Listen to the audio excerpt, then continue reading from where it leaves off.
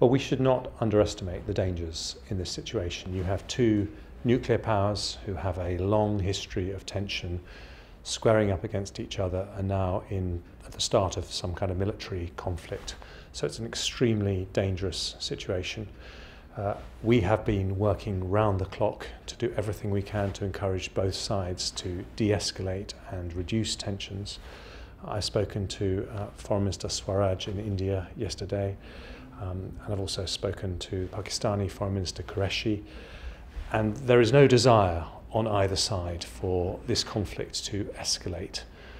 Nonetheless, there is that potential, and so we're doing everything we can with our allies, with other members of the Security Council, talking to countries like the United States and China.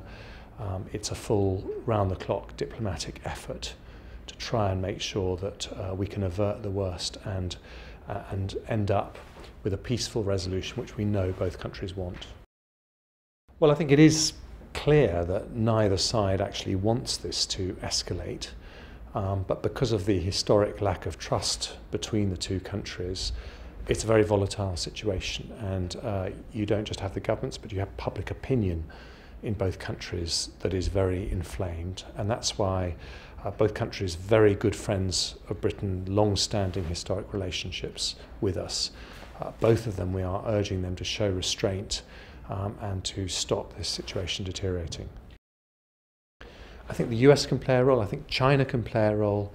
The UK is probably the country on the Security Council that knows both these countries the best.